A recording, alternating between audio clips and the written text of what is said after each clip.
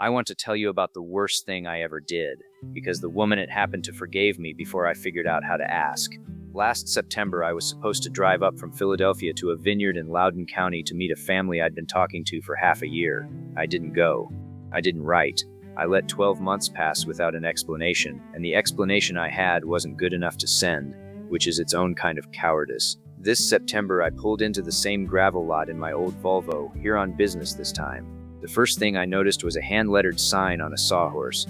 WAT Herald Harvest Weekend, all tastings Tent B. The handwriting I recognized from a Christmas card I'd thrown away. I'd seen this place in pictures. Hannah had sent them. The long white farmhouse with the porch wrapped around three sides. The press house with the green metal roof. The chestnut tree at the end of the gravel drive that her grandfather had planted in 1962. I knew every inch of it from photographs taken with her thumb in the corner of two of them. I'd never been here before. Now I was here, and I felt like a thief. I was here to talk to Caleb, Hannah's brother. We'd met twice at trade shows in Baltimore, once before everything and once after, and he'd been civil both times. He runs the commercial side of the operation. I import small lot East Coast wines for a distributor in Center City, and Whitfield was on my list to evaluate. That was the public reason. The private reason is that I wanted to see the place one time, just once, to know what I'd skipped. I should say, before this goes any further, that I am not the man in this story you're supposed to like. I'm not asking you to. I'm asking you to listen. I locked the Volvo and walked toward Tent B with my notebook in my hand, doing the buyer's walk I've done 100 times. Slow, polite, hands visible. There were maybe 30 people in the tent. A long oak bar, bottles on it, 2 people pouring.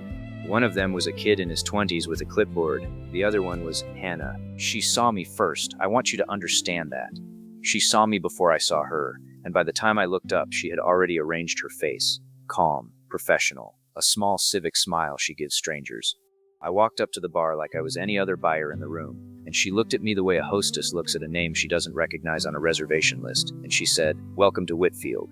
I said, "Hannah." She said, "What can I pour for you?" It wasn't a question. I started to ask what was open. Before I got 2 words out, she'd already lifted a bottle from the second row, uncorked, and poured a glass 2/3 full, a Cabernet Franc. The one I'd told her in a text message in May of last year was my favorite varietal she made.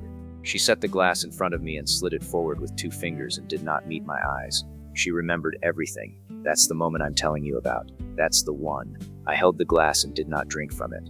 The kid with the clipboard moved down the bar to talk to a couple from Reston. Hannah stayed in front of me because she had to. There was no graceful way for her to leave.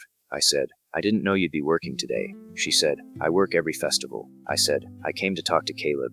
She said, "He's at the press house till 4. I noticed 3 things in the next 10 seconds. Her hair was shorter than in the pictures, cut to her shoulders, the ash blonde a little duller, as if she'd stopped fussing with it. She was wearing a black t-shirt with the Vineyard logo on the chest pocket, and there was a wedding band on her right hand. The right hand, not the left, plain gold, older than she was. It was the kind of ring a grandmother might leave a granddaughter. I tasted the wine. It was excellent, somehow better than what I remembered from the sample case she'd sent me 18 months ago. I said, "This is very good." She said, "We had a hot August." I said, "Hannah," she said, "if you want to talk about the wine, I'll talk about the wine. If you want to talk about anything else, you can come back when I'm not pouring." She didn't say it cruelly. She said it the way a doctor tells you the diagnosis. Plain, clean, no edge. I respected her so much in that moment I forgot, for a second, that she was a person I'd hurt. I bought 2 cases of the Cabernet Franc without tasting the rest of the lineup. I paid with the company card. She took the card without looking at the name on it, ran it on a square reader, handed it back, and said, "Caleb will help you with pickup," and turned to the next customer in line. I walked out of the tent into the September light and stood by my Volvo for what must have been 5 minutes without doing anything. Through the open tent flap, I could see her. She was pouring for a man in a Phillies cap and had something he'd said. The laugh was real. I'd forgotten she could laugh. I want to be honest about something. Standing in that gravel lot, I had 2 thoughts at the same time, and I'm not proud of either one. The first thought was that I should drive home. The second thought was that if I drove home, I'd never see her again, and I had spent a year telling myself that not seeing her again was what I deserved. And there's a difference, I was learning right then, between what you deserve and what you can survive. I didn't drive home. I went to find Caleb. The walk from the tent to the press house is maybe 200 yards down a dirt track between 2 blocks of vines. The fruit was already off most of the rows, and the air had that just after smell, yeast and tractor diesel and crushed leaves. An old French importer told me once that you can know a vineyard by what its press house smells like in the third week of September. Whitfield smelled like a place that knew what it was doing. I crossed the threshold of the press house, and Caleb looked up from the destemmer, and his face did not change. He said, "Daniel." I said, "Caleb." He wiped his hands on a rag tucked in his back pocket. He's a year older than Hannah, taller than me by an inch, dark blonde going to silver early. He's got the same calm face she does. In the Whitfields, calm is the family weather. He said, "You bought 2 cases of the Cab Franc." I said, "Yes," he said, without tasting anything else. I said, "I know what your Cab Franc tastes like." He let that sit. He let it sit longer than was comfortable, which is what Caleb does when he wants you to hear yourself. Then he said, "What are you doing here, Daniel?" I told him I was on a buying trip, and I was. I had 2 other appointments that weekend, one in Hillsborough Friday morning and one in Middleburg Sunday afternoon. I'd routed myself through Whitfield because the festival was the easiest time to pull a meeting. All of that was true, and none of it was the answer. He said, "She didn't know you were coming." I said, "I didn't know she was here." He looked at me. He didn't say anything. He had the kind of pause that asked a question without asking it. I said, "I thought she was in Philadelphia."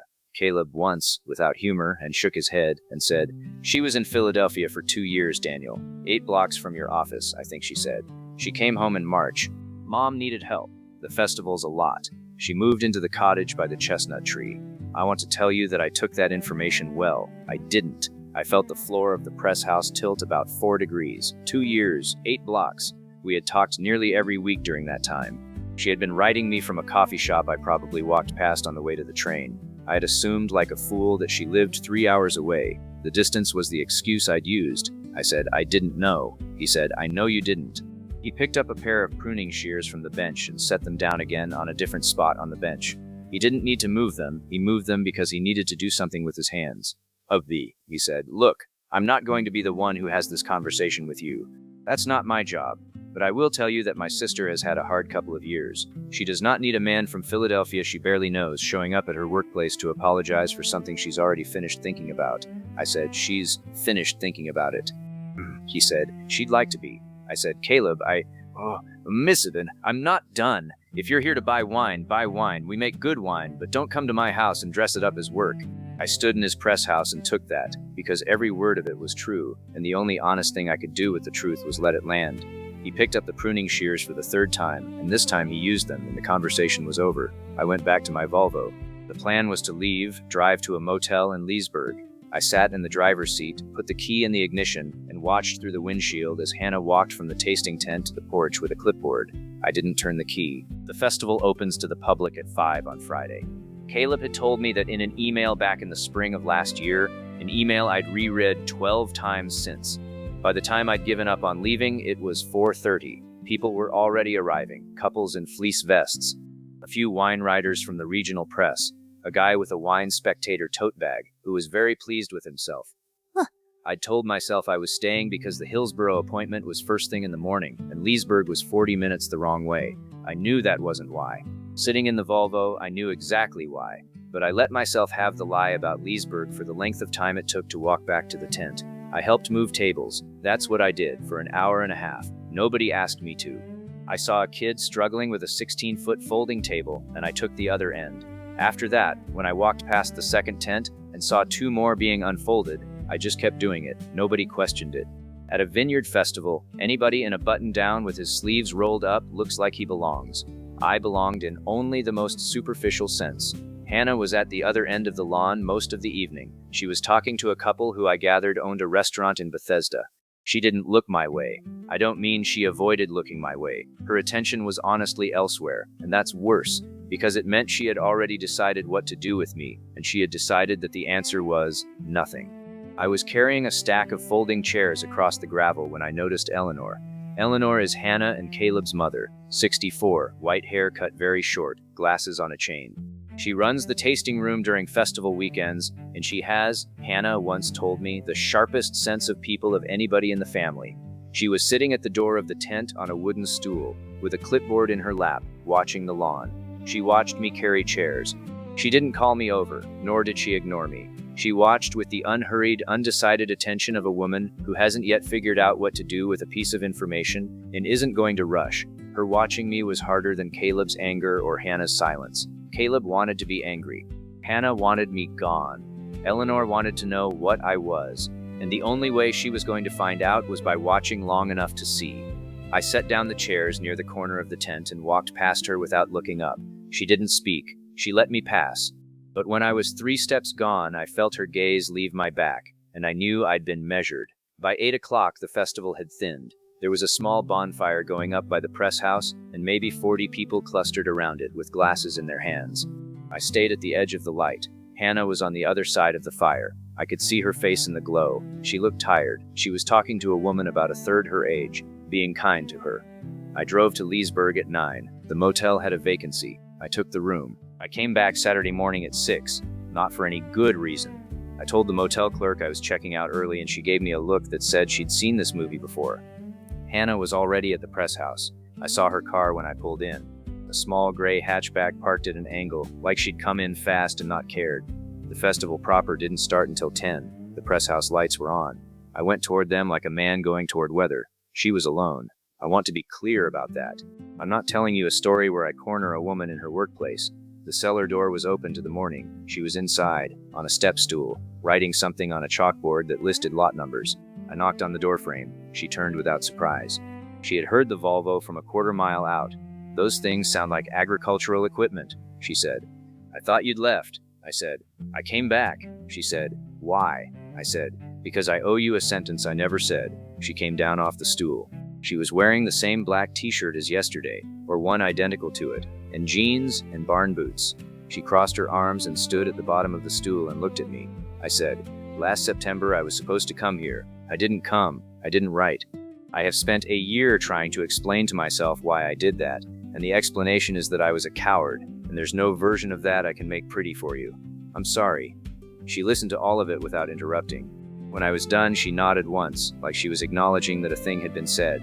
Then she said, "Daniel, I have to tell you something, and once I tell you, you don't get to use it. Do you understand?" I said I did. She said, "Brian died on August 25th of last year. Not 3 years ago, last year, the morning you would have left to drive up here. He had a stroke at his desk. He was 34.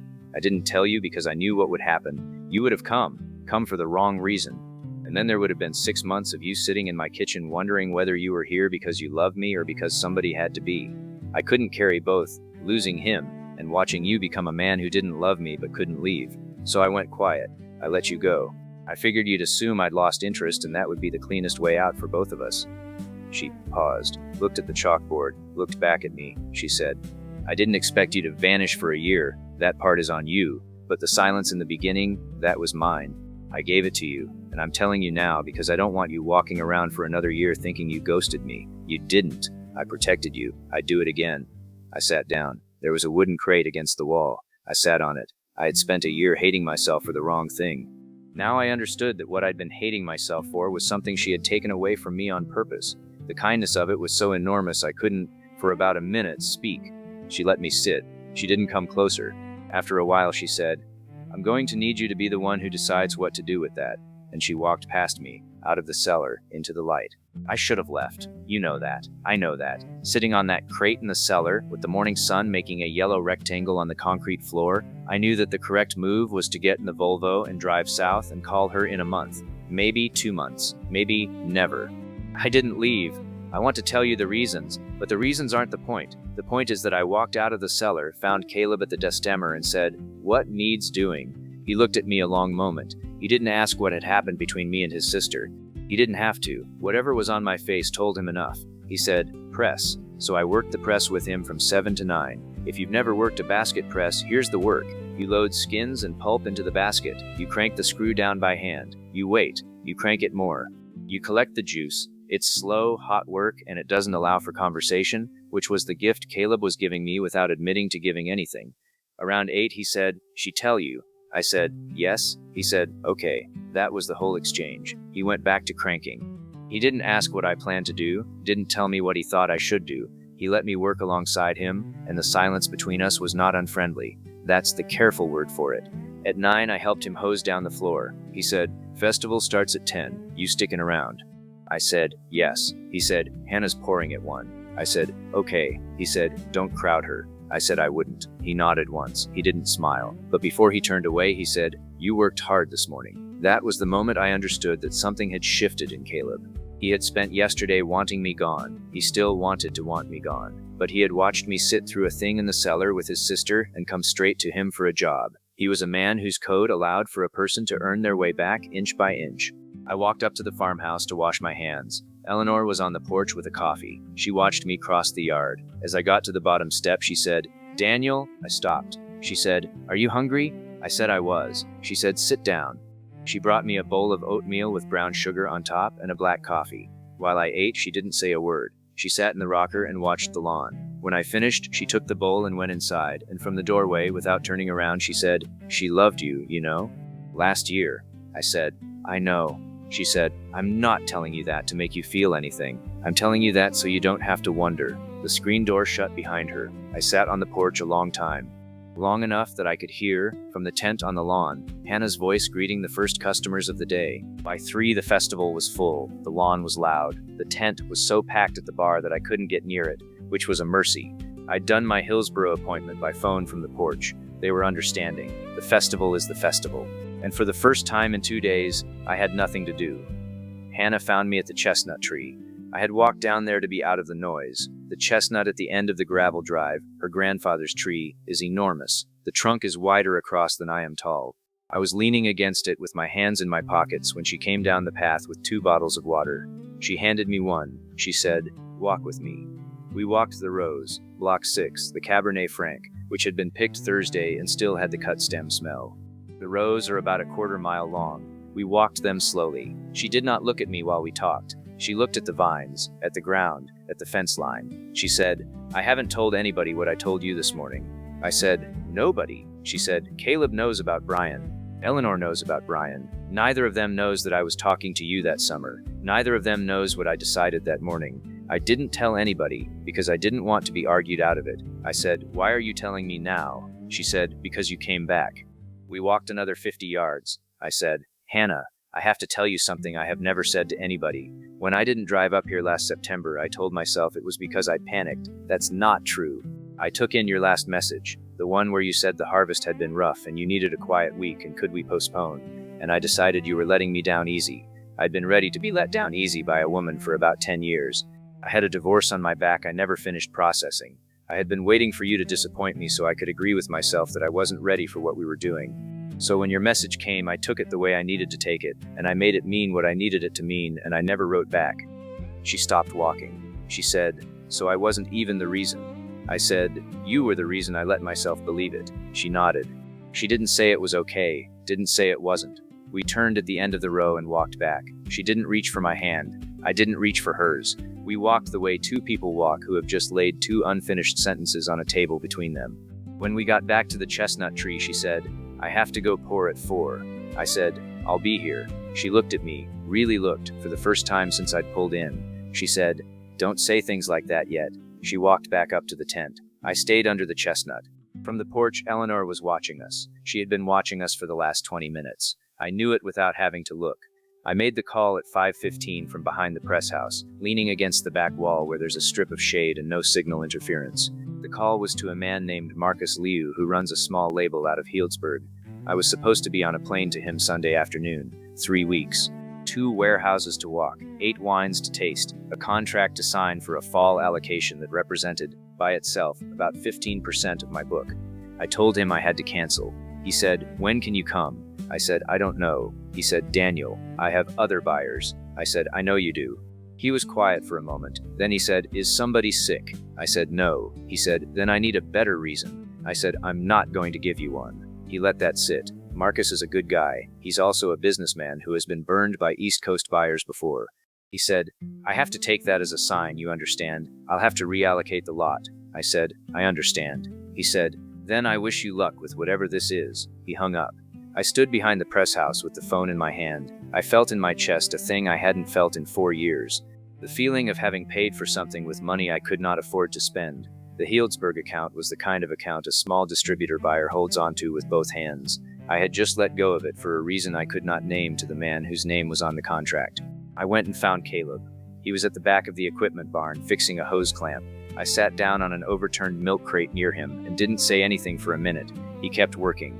I said, "I just canceled a buying trip to Sonoma." He looked up. He set the wrench down. I said, 3 weeks. Probably costs me the account. He said, why are you telling me? I said, because I'm not going to tell her. He looked at me a long time. He picked the wrench back up, turned it in his hand and set it down again. He said, you're telling me so I know. I said, yeah. He said, why do you need me to know? I said, because if I told her, it would be a thing I did to make her feel a certain way. And if I tell you, it's a thing I did. You can think what you want of it. I just needed one person in this family to know I paid something. He worked on the hose clamp without speaking for what must have been 2 full minutes. Then he stood up, wiped his hands on the rag from his back pocket, and walked over to the milk crate where I was sitting. He didn't sit down. He stood over me, looking down, with the wrench still in his hand. He said, all right. That was it. He walked back to the hose. He didn't say anything else, but I felt the temperature in the room change, the way it changes when a heater kicks on in a cold house, and I understood that the brother had decided finally what to do with me. I walked out of the barn into the late afternoon. The sky to the west was darkening. The first edge of the storm was coming down off the ridge. The tents on the lawn flapped at their stakes. Somebody on the porch for help with a tarp. The storm hit at 7:20. I know the exact time because Caleb checked his watch when the first big gust came across the lawn, and he said, here we go, and clipped his radio to his belt and started names. We worked the lines for 40 minutes in the rain. I was on the corner of the largest tent with a kid named Dylan who couldn't have been more than 19. We held the corner pole against the wind while 3 other people unstaked the guy lines so it could come down without tearing. The rain came in sideways. My shirt was a sponge inside of 5 minutes. I'd lost track of where Hannah was, lost track of where most people were. I worked the corner because it needed working. When the tent came down clean, we moved to the smaller one.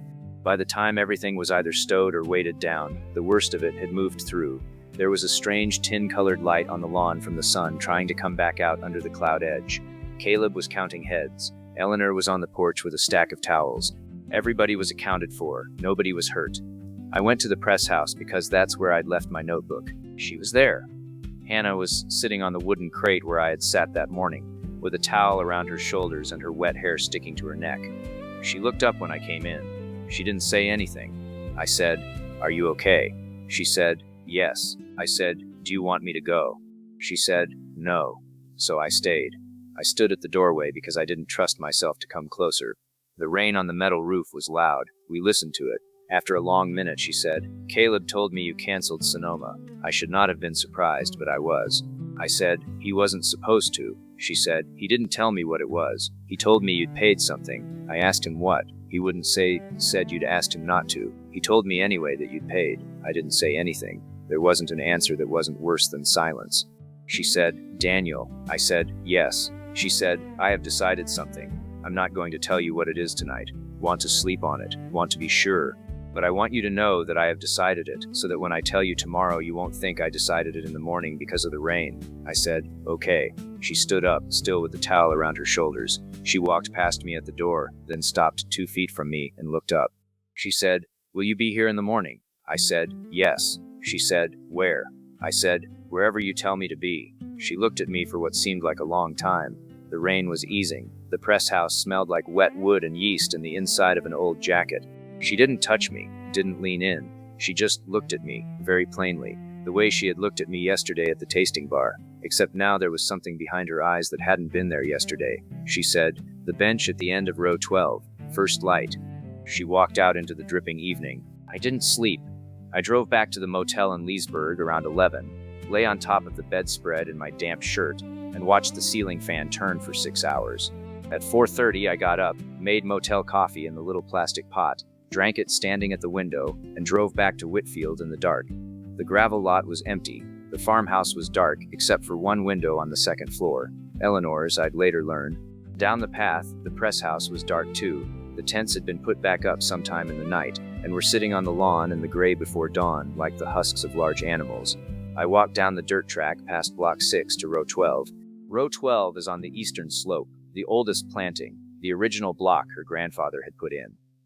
At the end of the row, there's a bench he had built himself out of locust wood, weathered now to silver. She was already there, wearing a flannel shirt I hadn't seen before, and jeans, her hair loose. A thermos and 2 cups sat beside her. She didn't stand up when I came down the row, just slid over to make room.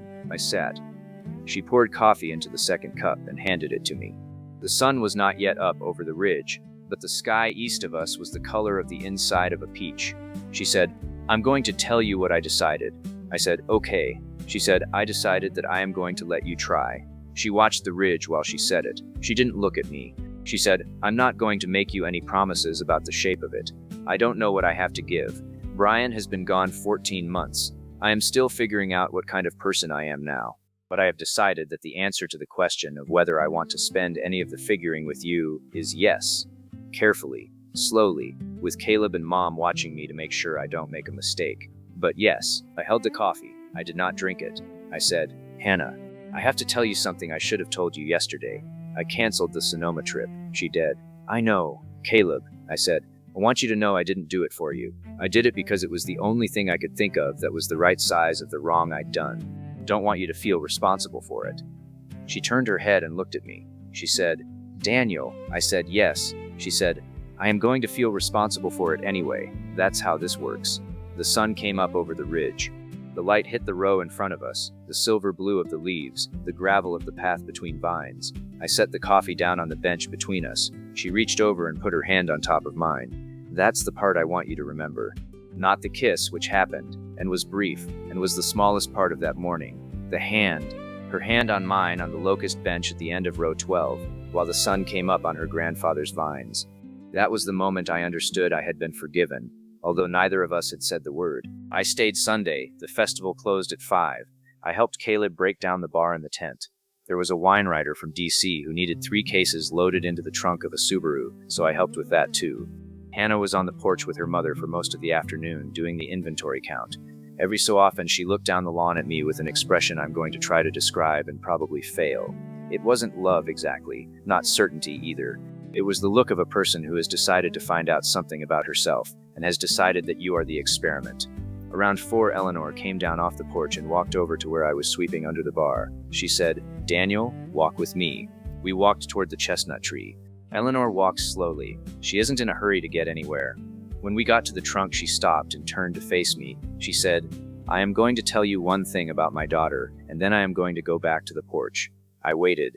She said, "When Hannah was 12, her father told her he was leaving. She cried for an hour. Then she went out to the chestnut and carved her initials in the bark on the back side, where her father couldn't see it from the porch. She told me later she did it so the tree would remember her in case nobody else did.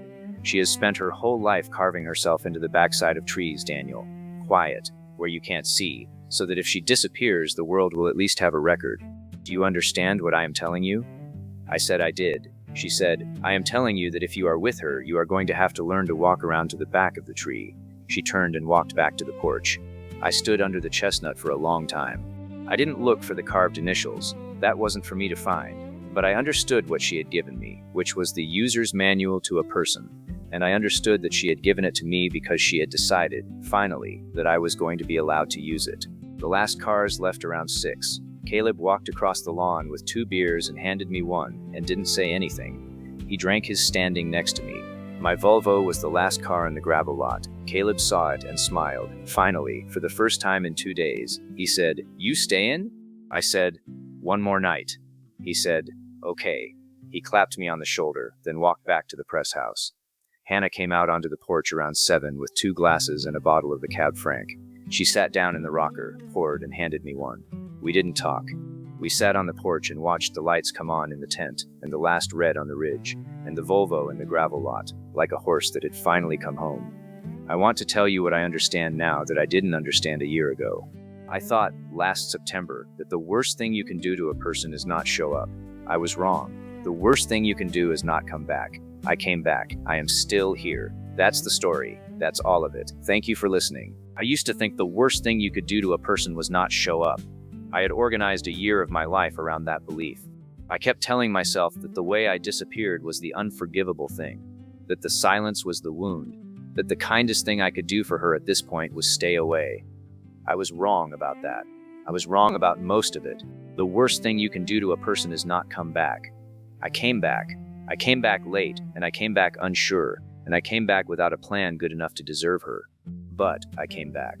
I learned something else, sitting on a locust bench at the end of row 12 while the sun came up the color of the inside of a peach.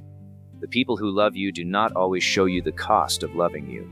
Sometimes they take the cost on themselves and let you walk forward thinking you owe them nothing. And the only thing you can do when you find out is decide whether you are going to spend the rest of your life trying to be a person who would have noticed.